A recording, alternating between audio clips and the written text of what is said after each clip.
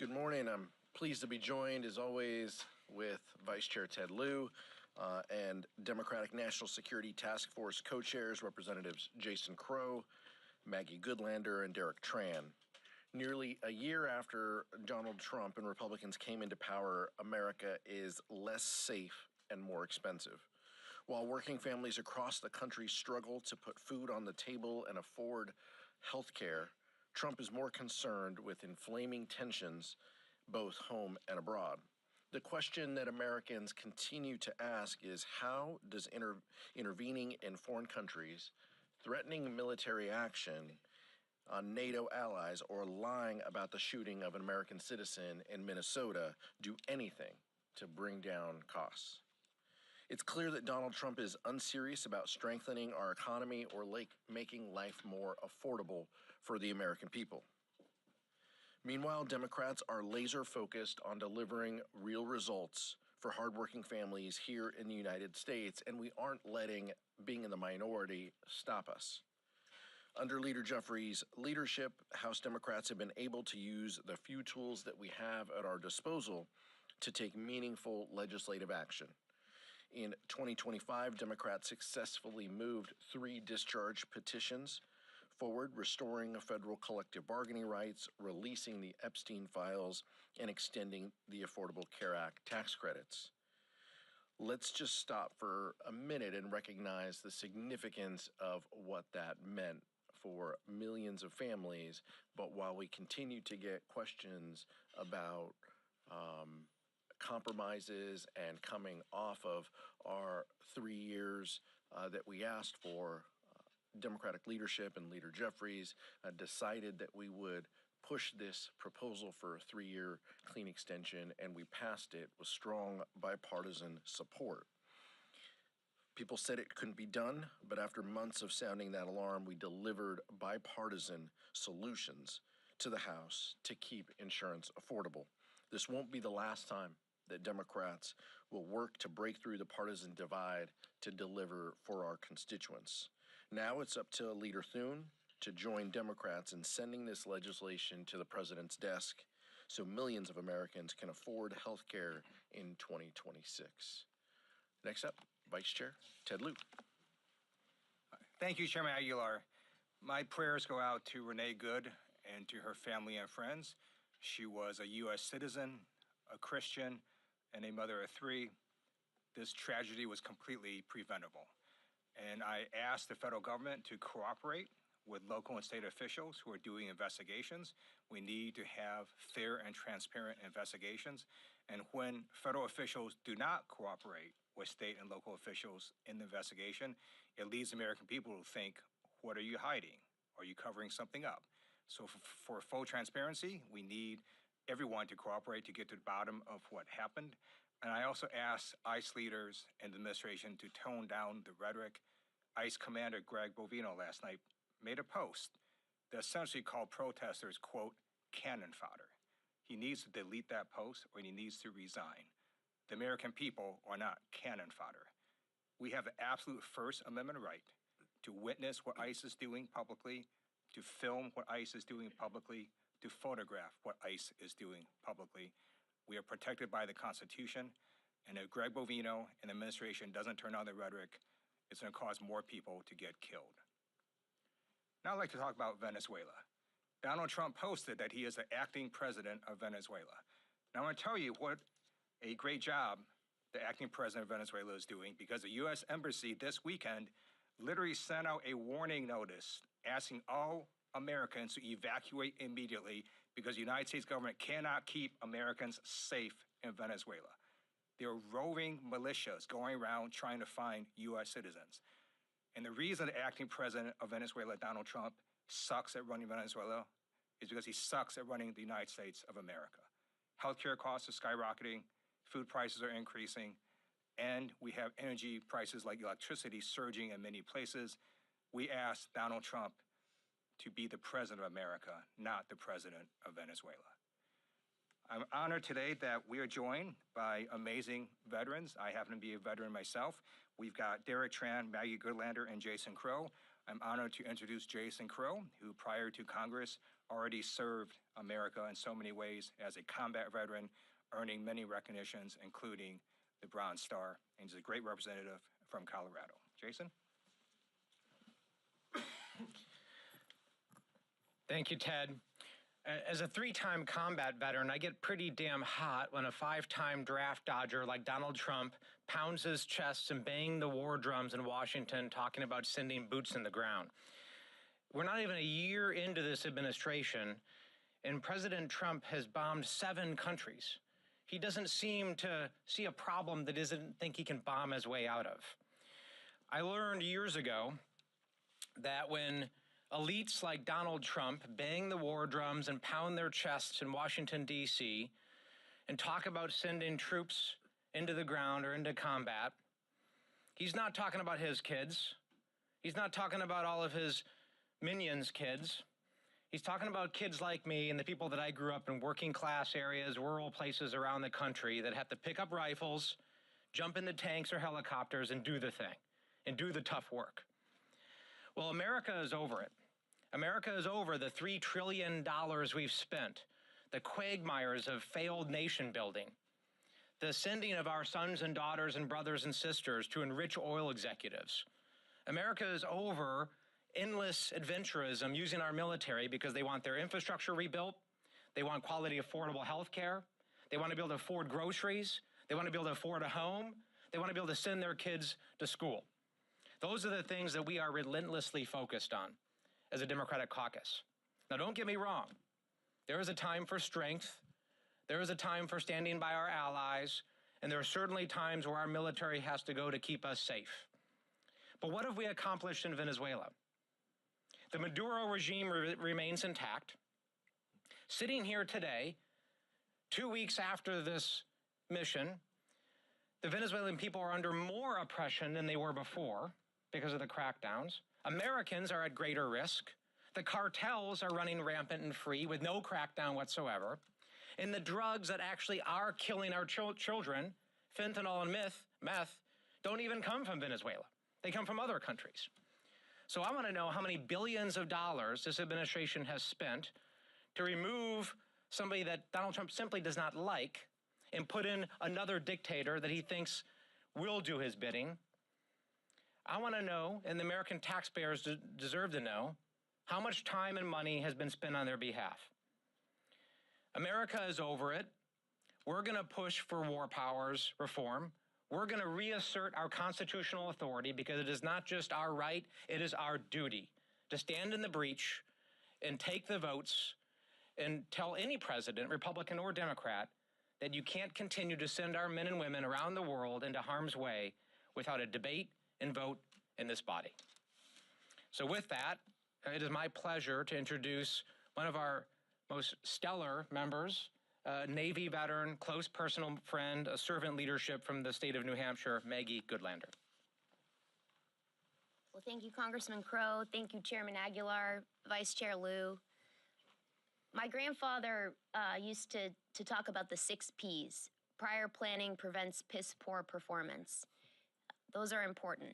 We're here, I think what brings us here today are the 3 Cs: the Constitution, common sense, and costs. The Constitution is the document that binds us across generations as Americans. It is a document that contains our highest ideals, but at bottom, it's a job description. And one thing that's crystal clear is that under our Constitution, it is Congress, not the President, not the Department of Justice, not the Department of Defense, and it is the Department of Defense because Congress has not changed the name of that department. It is Congress, crystal clear, that has the responsibility, the sacred responsibility to declare war. We have a bipartisan war powers resolution, and we saw 5 Republicans join together with Democrats in the Senate to speak with one voice and to say that if the president wants to go to war in Venezuela, he's got to come to the Congress first and get authorization. It is a simple statement rooted in our Constitution, and there's a lot of common sense in this because the costs of war in trillions of dollars that we've spent in our lifetimes alone, in The tens of thousands of lives that have been forever changed, the thousands of lives lost, these are the most consequential decisions that a government can make. And common sense is not something that the president has supplied to the American people. Nothing undermines public trust more than an inability to answer the basic question, why would we go to war in Venezuela? What is this going to accomplish for the American people? Well, look, we know that replacing one thug with another is not a good reason to go to war. There's no common sense in that. And the president has got to answer questions, and as members of the Armed Services Committee, we will be relentless in seeking answers to the basic questions that the American people deserve. At the end of the day, the costs that we are asking the American people to bear in the middle of the most acute affordability crisis in generations is something that every person who's taken an oath to our Constitution has got to account for. I was talking to a veteran in my hometown just a few days ago. You know, budgets are a statement of principles, and families across this country are feeling the squeeze and the pain of an affordability crisis like never before. People who have put their lives on the line and served our country are having to make some of the most painful choices you could ever imagine a person having to make. The choice of whether to pay rent or to keep a car, the choice of which medical appointments this amazing veteran who served our country is going to be able to actually afford in the year ahead. This is just not right. It is dead wrong, and we are here to speak with one voice to say to our Republican colleagues, we urge you to join us. To the Speaker, he should bring our bipartisan war powers resolution to a vote as soon as possible, because every member of this body should have to take a vote on this most consequential decision, life or death decisions that forever changed the course of our history. So I'm grateful to be standing alongside you today, and I'm proud to turn it over to my friend and colleague, and who I'm delighted to be leading this task force alongside, together with Congressman Crow, Congressman Derek Tran. Good morning. I want to thank Chair Aguilar and Vice Chair Liu for gathering us for this important discussion that we're having. I'm Representative Derek Tran. I'm an Army veteran, and I am a proud co-chair of the House Democratic National Security Task Force. Most importantly, though, I represent the people of Orange and LA counties in California's 45th District. In the 10 days since President Trump took unilateral military action in Venezuela without consulting Congress, we have been left with more questions than answers. What does this mean for our troops at home and abroad? Can we maintain the international alliances that help keep our service members safe? Is the Trump administration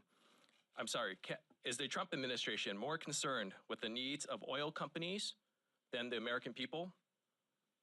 Look, when I enlisted in the Army Reserve when I was 18 years old, I did so because I'm a proud American. When my president sends my brothers and sisters into harm's way, we have to trust that he's acting in the best interest of the American people. Not for oil profits, not for big donors, not for the next election. What my families in my district is begging for is relief at the grocery store. They need child care that doesn't break the bank. They are begging for houses that they can afford and health care that does not drain their life savings. The people on this stage is ready to get to work. House Democrats are ready to get to work. We're not going to stand for another costly forever war while our constituents struggle to pay their bills. Thank you so much, and I yield to the chairman for questions. Thank you, Derek. Questions?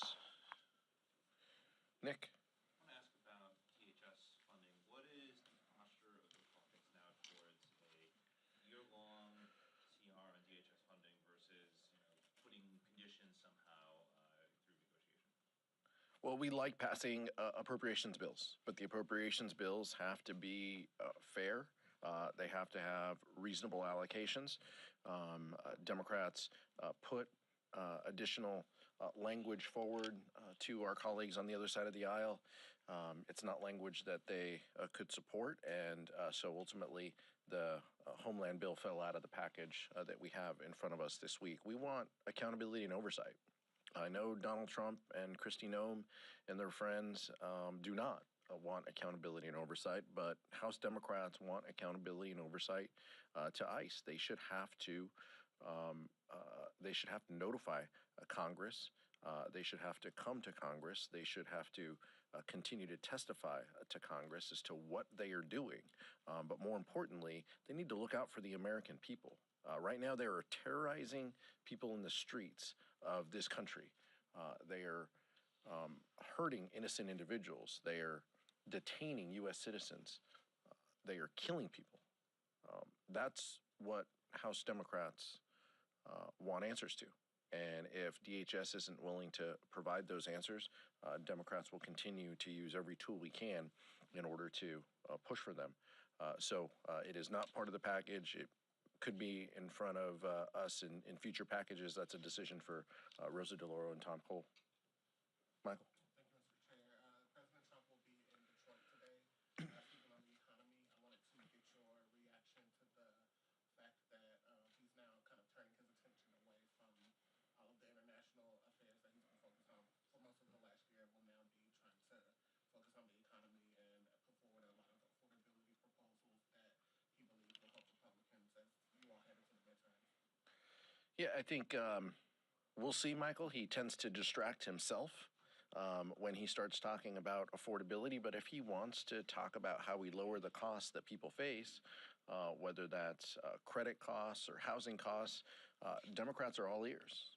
Pleased that he picked up the phone and called Elizabeth Warren after her speech yesterday. If he wants to meet with House Democrats or Senate Democrats, I would imagine he knows how to find us. And we will carry forward our focus and our mission on lowering the costs that people face. But if he is set on using the Department of Justice to weaponize, to go after the Fed, chair, look, we're not in for that. And so the problem is he continues to distract himself.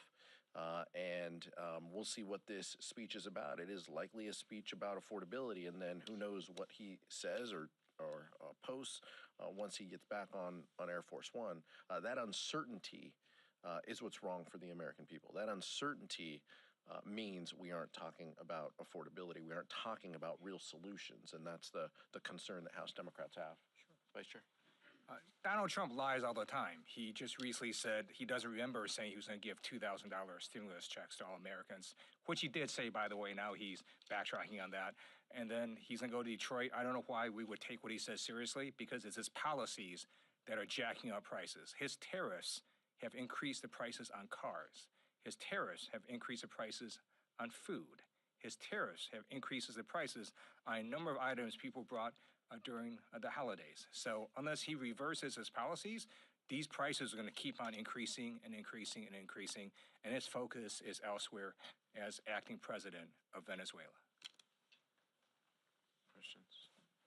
It's good to hear that the Republican majority has grown increasingly slim. There's a number of persistent attendance issues on the Republican side, which has effectively gotten rid of the margin.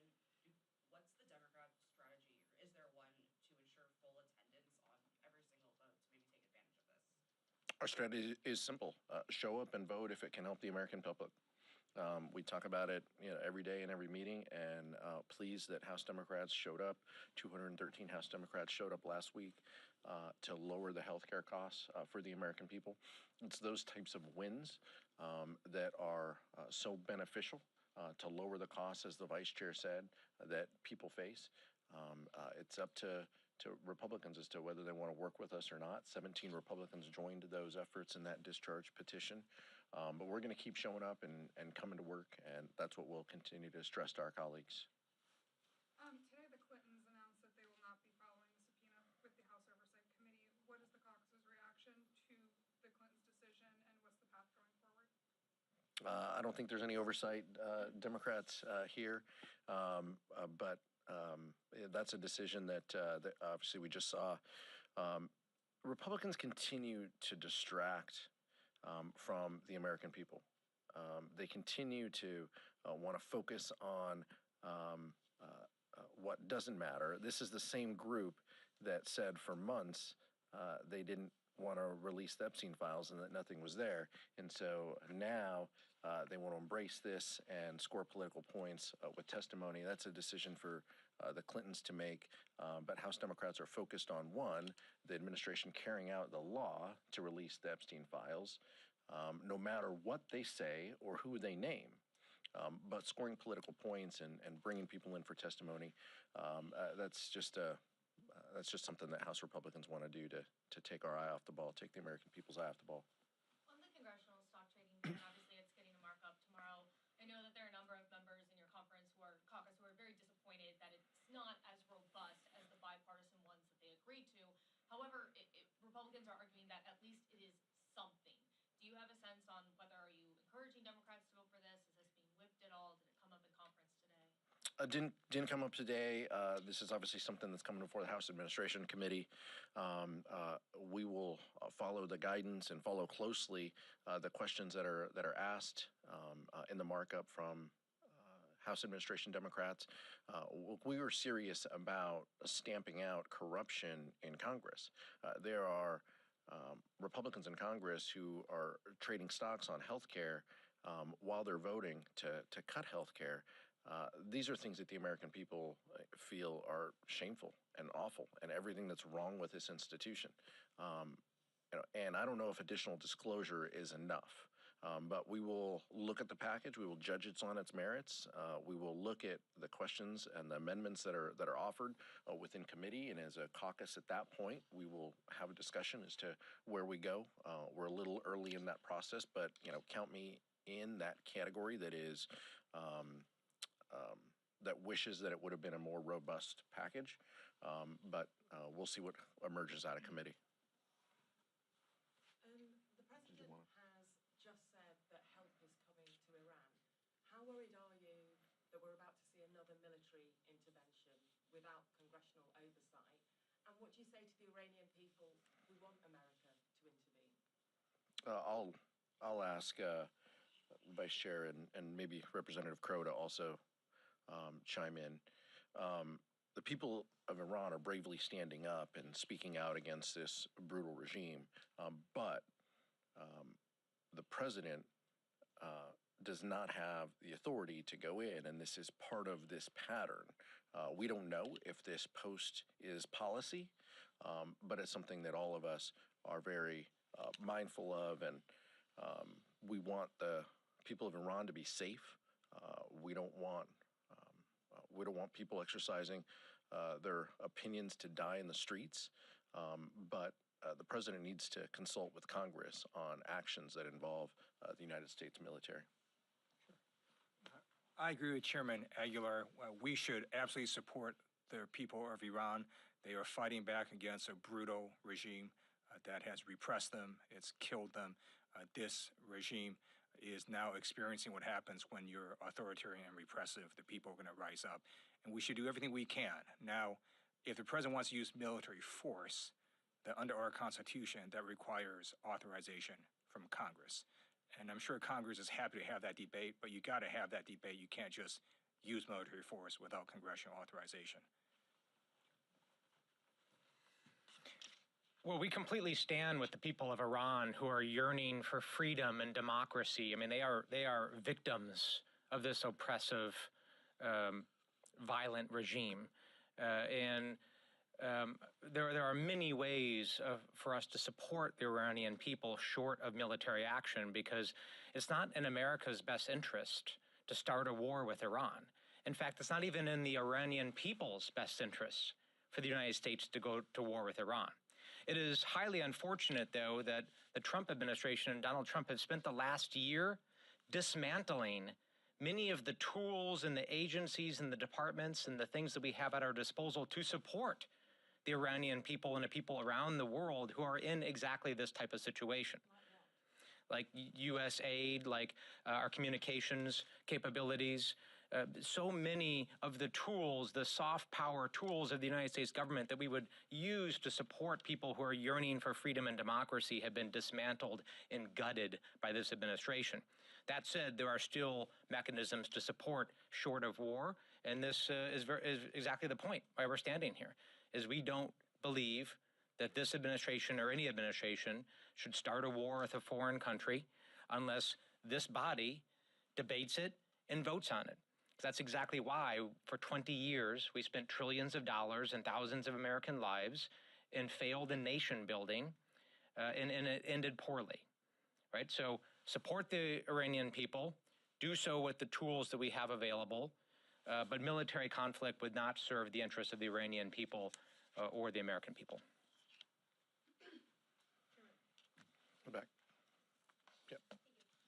Republican Study Committee released their framework for a reconciliation 2.0 bill today, and I wanted to just get your reaction to that and whether you think a reconciliation bill is something that Democrats are going to have to contend with this year heading before the midterms. That's something for Republicans to debate and discuss. We will respond if that's the route that they go. But what we won't stand for is their continued assault on healthcare to pay for tax cuts for their billionaire cronies and friends. They cut $1 trillion of out of the healthcare budget. We said that was what was going to happen when they talked about reconciliation 10 months ago here in this room. We said they were going after Medicaid. Steve Scalise goes on the floor. He says, nowhere in this budget document does it say Medicaid is cut. We knew they were going to cut it. If that's what's going to happen, count us out. If this is just a project that Republicans want to do to make themselves look good so they can say that they're talking about health care, count us out. If this cuts costs that their billionaire friends have to pay and reduces taxes, count us out. But if they want a process that's about bipartisan solutions, we've proven time and time again, including 3 times just in the last few months, that we're willing to go through that process. Last question. I'm going to go back to the issue as far as the ICE agents are concerned. A number of municipalities within your districts simply don't honor ICE 48-hour ICE detainers, and ICE simply says that a lot of the chaos that's happening within the streets happen because a number of these individuals who they are going after are being simply released, and they are convicted criminals with violent convictions, and if they were simply held, they could pick them up and deport them, and then the issues that are happening in the streets would be happening. Would you agree that these detainers should be honored within the municipalities, within your districts? Did Renee Good have a warrant? Was she an undocumented? It's my opportunity now. You asked your question. Some of the individuals that are being scooped up do not have detainers. They are not undocumented individuals. House Democrats firmly believe that violent criminals should not be on our streets. And if there are undocumented individuals who are violent criminals, they should be deported. That is our position. Now, if you're asking if we support local law enforcement being part of this Gestapo of rounding up individuals, our answer is no. Our answer is local officials should be responsible to protect their local communities. That's what local law enforcement does. I was a local mayor. Many of our colleagues come from local government. That is the responsibility of local government, is to keep people safe. The federal government's responsibility is to exercise what you're talking about, and that's the job that we take issue with in this case with ICE. They have an ability to detain, and they have an ability to deport folks. It should follow a process. It should include getting warrants for individuals, judicial warrants, not fake phony ICE warrants, when they want to grab somebody. They have a process to do that, and it should be to use the courts in order to execute warrants that keep this country safe. They are choosing not to do that. They are choosing chaos in the streets. They are choosing lawlessness. That's what they are choosing. And so it's our job to provide accountability and oversight when they aren't following the law. House Democrats stand behind that. We won't apologize for that. Thank you so much.